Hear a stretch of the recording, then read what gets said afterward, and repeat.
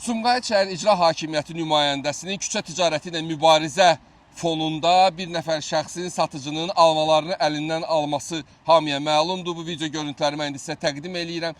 Burada bir həssas məqam var. Baxın, necə onun əlindən onu alır və həmən şəxsi utanmadan nümayiş edib göstərirlər. Bu şəxsin, bu satıcının ailə üzvü var, əzizi var, qızı, oğlu, uşağı, lap heç kimi yoxdur. Bu adam bir vətəndaşdır. Siz necə onun konstitusiyon hüquqlarını poza bilərsiniz? Adam əgər küçə ticarəti eləyirsə, qanunu pozursa, cəriməsini eləyin. Bəs yaxşı, necə olur? Və Sumqayıtda hər şey belə güllü gülistandır, heç bir qeyri-qanuni tikinti yoxdur. Bax, mənim arxamda gördüyünüz bu ərazini mən may ayında mənə edilən şikayətə görə məsələ qaldırmışdım ki, qoymayın, cəmaat narahatdırlar, istəyirlər ki, onların ərazisində tikinti olmasın. Niyə?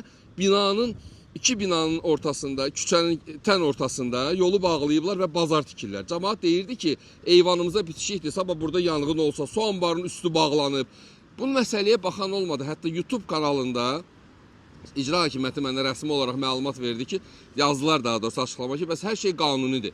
Sizcə belə yolu bağlamaq olarmı? Bəs yaxşı, burada yanğın baş versə, bax bu birinci mərtəbənin eyvanından alov qalxanda onu kim söndürəcək? Kim yanğın nərdivanlarını ora yaxınlaşdıra biləcək? Əgər vətəndaşın yolunu kəsməkdən danışırsınızsa, bəs yaxşı, bu vətəndaşın yolunu kəsmək deyil, bu yanğın təhlükəsizlik qaydalarının pozulmasıdır. Tək bu deyil, bu Sumqayıtda gəzsək bundan da çox tapmaq olar.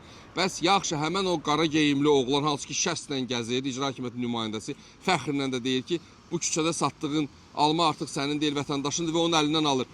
Bu hansı qanuna sığır? Bu nə qədər doğrudur?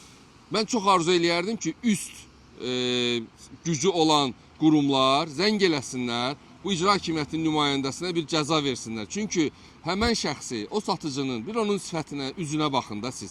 Necə onu siz bu duruma sala bilərsiniz? Siz kimsiniz? Sizin nə ixtiyarınız var? Sizin bu əməliniz vətəndaşla məmur arasında uçurumu böyüdür. Niyə problem yaradırsınız? Nə istəyirsiniz? Cərimə eləmək lazımdır, eləyin. Siz necə işləyirsiniz ki, sizin fəaliyyətsizliyinizin nəticəsidir ki, hər dəqiqə bax belə hadisələr baş verir və siz gəlirsiniz gündə bir dənə onun almasını əlindən alırsınız, bunun armudunu əlindən alırsınız. Bəs bu tikintiyə nə deyirsiniz? Bunun kimi bilirsiniz nə qədər tikintilər var sizin ərazilərinizdə? Bəs yaxşı, bu tikinti, bu qanunsuz tikinti deyil. Ola bilər siz onu qanuniləşdirmişsiniz, amma baxın, necə olur ki, vətəndaşın evinin, eyvanına bitişik siz burada bazar tikə bilirsiniz? Burada yanğın olanda necə olacaq? Bu vətəndaş gedib gəlməsinə, bu küçəsində problem yaşamırmı? Su anbarının üzərində tikilib. Buna niyə baxmırsınız? Necə olur? Bu qanuni olur, amma alma satanda onun əlindən almaq, onun elədiyi qanunsuz, amma sizin onun əlindən almanız qanunidir. Məncə bununla bağlı tədbir görülməlidir və həmən o şəxsə cəza verilməlidir. Çünki ümid eləyirəm ki, bu məsələ ilə bağlı tədbir görüləcək. Çünki sosial şəbəkədə də cəmiyyət arasında da bu məsələ çox ciddi müzakirə olunub və çox ciddi narazılığa səbəb olub.